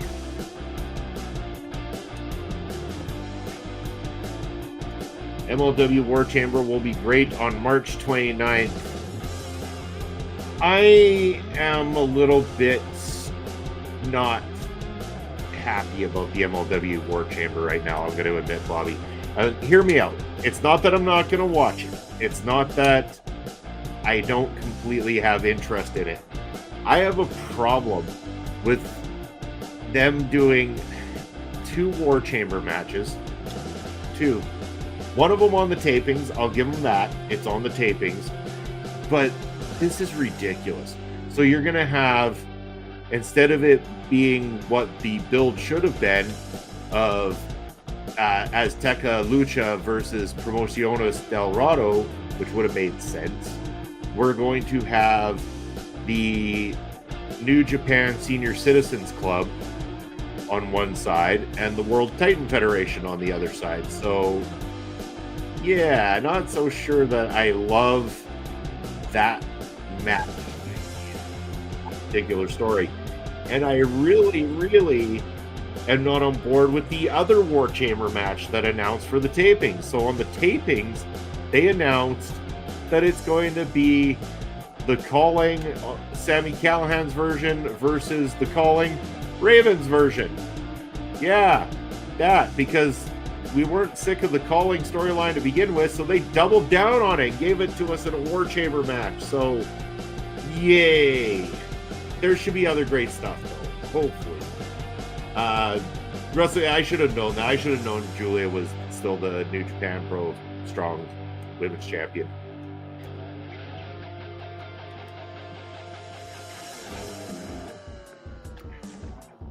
All I have to do is, tune in on Fridays to the Japanese Wrestling Update, and I would always know who the champions are.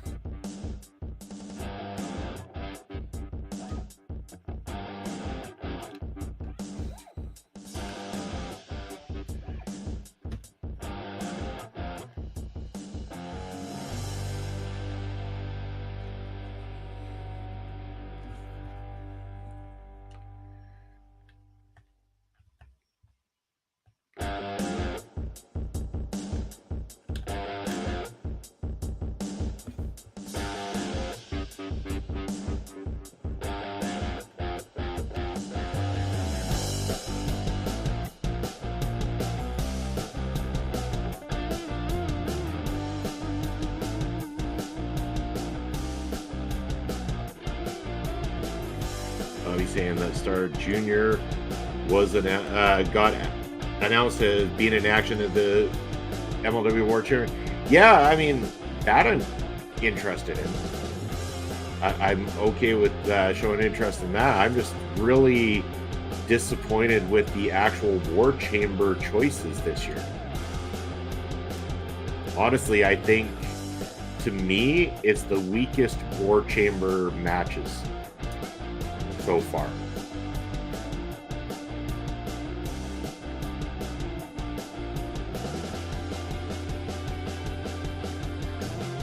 And also, if you're going to do 2 War Chamber matches, just don't do the Calling one. Why couldn't we have got a featherweights? I mean, if you wanted, I know they had a story with the Calling, but nobody wants it. Nobody's liked this story to begin with. So, I mean, if you're two War Chamber matches, they should have just found, a reason for, your main 4 featherweights division members right now to have to be on the same page for one night only as they take on 4 new faces to the featherweight division or something like that. Or that's where you could have brought in, people to side with Selena or side with Azteca Lucha, and they could have done a middleweight or featherweights War Chamber matchup as opposed to doing this Calling one that I don't care about. He will be with Selena De La Renta, maybe potential opponent for Mystico. That would make a lot of sense, and I'm on board to watch that. That would be great. Barry saying, you can know about everything in wrestling by watching our local establishment without ever having to watch the actual wrestling rubbish. This is true, Barry. We do that for you. We sit down and we sift through the garbage just so that you don't have to. And it's what we care to do here at the channel. It pains me sometimes, trust me, but that's why it's wonderful that we have great contributors here that will sit through some of the other stuff that I don't want to. But we will be having a big WrestleMania weekend. It is planned here at our local establishment. We will be covering previews, predictions. We will be doing post shows for WrestleMania nights 1 and 2. We will, by the sounds of it, have some form of Honor Ramble meets Supercard of Honor post show thing happening. We don't know exactly who's on each showing, but we have some ideas in mind. We got some thoughts and plans, and the ball is rolling anyway, so you will be finding out more very, very soon about what's all going on for WrestleMania weekend here on the channel. You could use Ava Everett and Brittany Blake, Shannon Avangi at MLW2. Yeah, I'm just thinking, like, you really could have, like, done different instead of doing the calling. Another gimmick match for a bunch of guys who all they know is gimmick matches. And that's the sad part. That's all they know how to do. And as far as I can tell, it's all they're ever going to know how to do. And it's all they want to do. Sami Callihan is nothing more than a mud show wrestler that I can't stand. And now he's getting a fucking War Chamber matchup. Along with these other fucking goofs in the calling. Yo, and someone who will understand where I'm coming from on this, Papa Smokes! Papa Smokes, how are you doing? Happy Sunday, brother. I'm just complaining up a streak about the absurdity that MLW has announced that not only are they doing the New Japan Senior Citizens Home side of the War Chamber matchup at War Chamber, and that is going to be against the St. Laurent's guys who look bad in a jumpsuit or whatever, velvet tracksuit thing, WTF nonsense. So I don't know how that became a War Chamber match all of a sudden, I guess, because, you know, the championship has been defended against WTF members, presumably. But yeah, the calling Ravens version versus the calling Sami Callihan's version is on the taped portion of War Chamber this year, Bob Slope. It's like the two most useless War Chamber matchups in the history of the company are taking place at the War Chamber this year. I'm not overly impressed, to be honest. I will hold up hope that it's going to be better than it sounds on paper. I have zero interest in the one involving the calling. Those guys can kiss my ass. Even on the taped version of that thing, there's no way in hell I am watching that War Chamber match. But as far as I'm concerned, the main one, yeah, I'll give it the shot. Hoping for better matchups in general around the War Chamber show, but I'm not going to hold my breath. Let me just say that TNA has been mopping the floor with MLW this year. Hammer made the right move.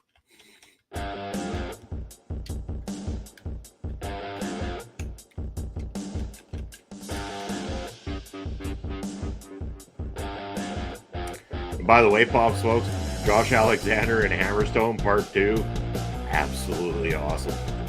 Great matchup. That and Macklin versus Nemeth were easily my two favorite matchups from the card on Friday.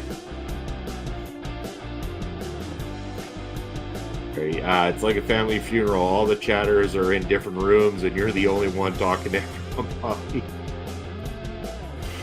Yeah.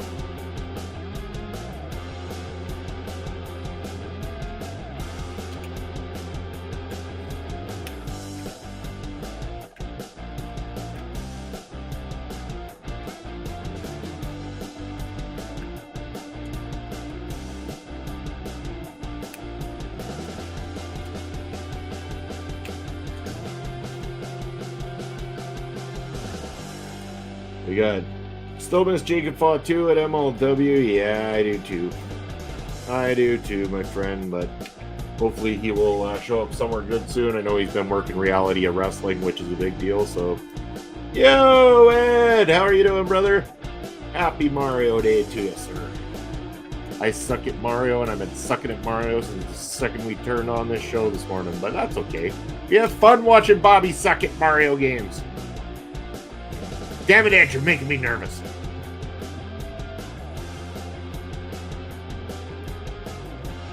You're too good of a gamer, Ed. Anytime I'm in your presence or know that your eyes are viewing what I'm doing, I always start to panic. Like, no, I am going to disappoint Ed with my shitty game playing. Yikes. Oh. Hello, Mr. Spokes and Mr. Petito from over here on this side.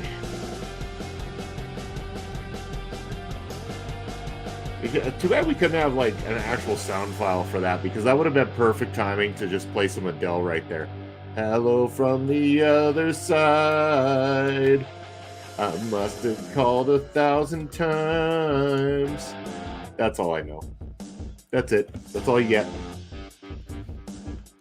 And hello, Mr. Fries from Berry Monkey as well, too. Yo, jumping lava, dying lava. Bobby saying, Giselle Shaw or Master Slamovich should be wrestlers that beat Jordan Grace for the TNA Knockouts Championship. If they build Slamovich that direction, you could go there. I could see that. Ed saying, just popping in. Anyways, you will now be Edless viewing again. Have a great stream. Thanks for popping by, Ed. Really appreciate you.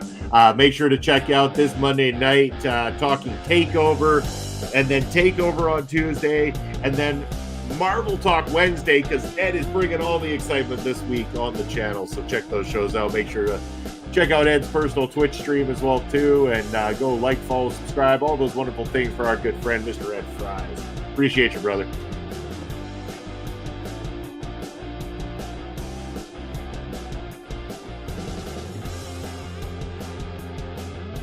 Ooh, that was a close call.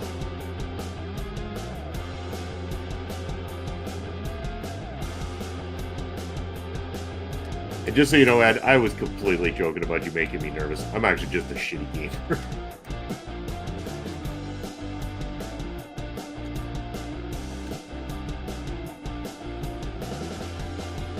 But Ed, you are a fantastic gamer. Like, honestly, like, blows my mind just how good you are.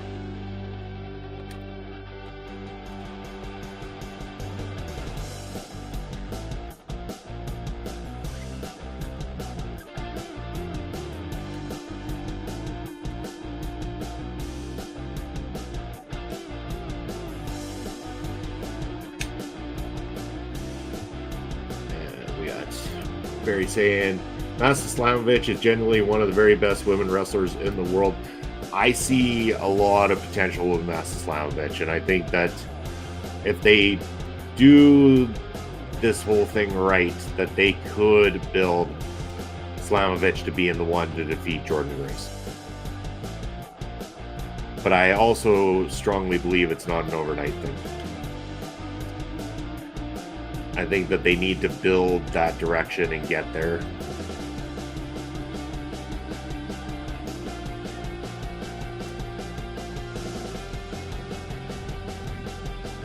Bobby sees a lot of potential in Bad Dude Tito. I do too. That dude was very, very interesting to watch at MLW. So 100% on board with watching me some more Bad Dude Tito. Oh no, this little bastard.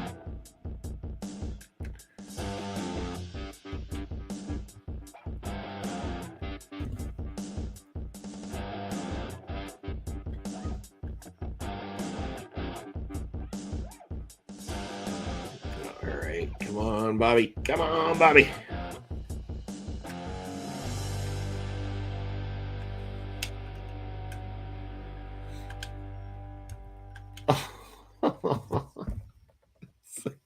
I suck so bad at this. Oh, Jesus.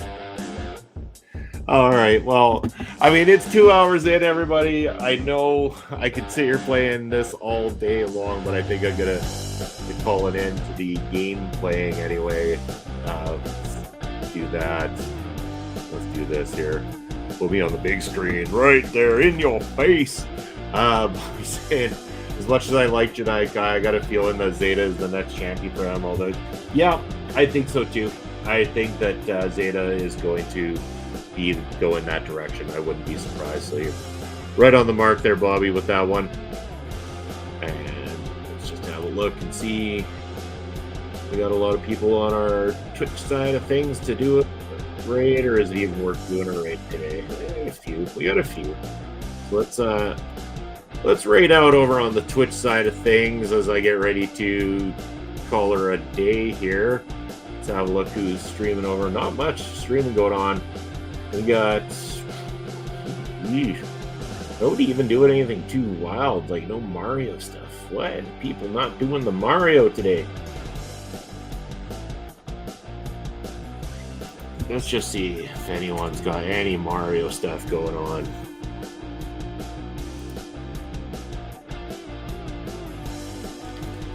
We got Super Mario 64 being played by one person. I want to do this for someone who's not got as many viewers. There we go.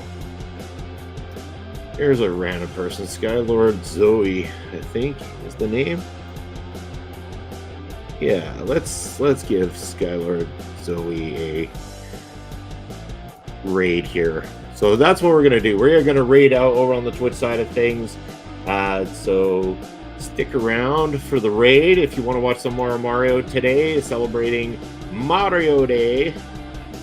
We are going to do that right now. Skylord Zoe is our raid. Heading on over there, say hello from our local establishment and Bobby Munson in particular. And that should be going out any moment here as I get ready to provide you with my socials over on this side of the fence. There it is down below. That is my socials. You can check me out, Bobby Munson, on all the socials on Twitch, video bro _ Bobby Munson. You can catch me this Thursday night with Bob Smokes for WTF Do We Know About Wrestling Trivia Night, and again next Sunday with Point of View. Make sure you're checking out everything to do with our local establishment all throughout the week.